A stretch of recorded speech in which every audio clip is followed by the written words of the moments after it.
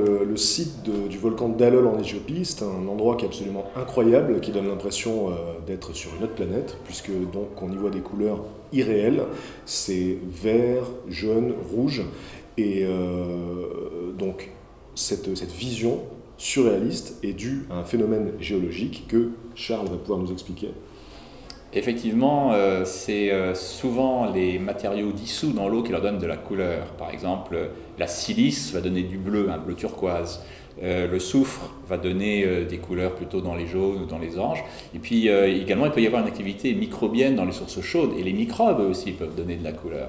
Donc c'est tous ces phénomènes de la nature qui donnent cette exubérance qu'on retrouve dans ces lacs volcaniques, qui sont vraiment volcaniques, c'est-à-dire hydrothermales. C'est de l'eau qui percole dans le sous-sol, qui dissout des éléments, qui reviennent en surface à l'intérieur du lac. C'est ce que le volcanisme fait, ce sont des circuits en boucle, qui vont y concentrer des éléments qui donnent de la couleur. En fait.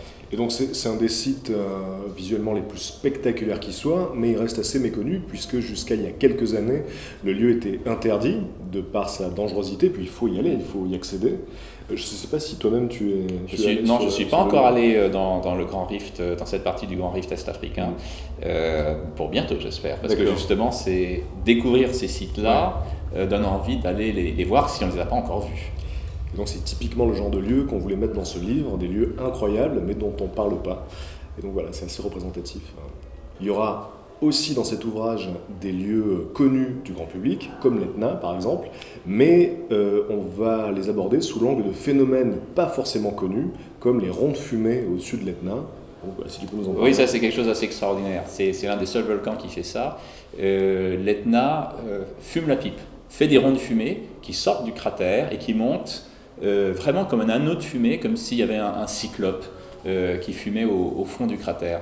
Et je crois qu'il y a un ou deux autres volcans qui font ça. Ce sont des explosions qui font des pressions et des décompressions à l'intérieur du cratère. C'est comme quand vous faites avec la bouche, vous aspirez, vous soufflez, etc. Vous faites pression, décompression, et vous avez un anneau qui sort.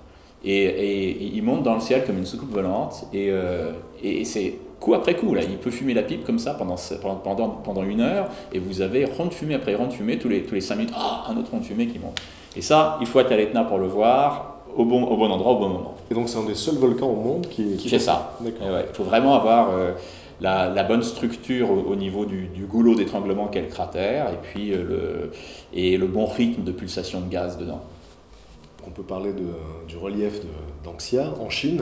Donc alors en Chine, il y a énormément de lieux extraordinaires visuellement et pas forcément très connus en Occident, dont fait partie le relief de Danxia, qui donne l'impression d'avoir donc un massif de collines qui aurait été peinturluré avec des crayolats géants.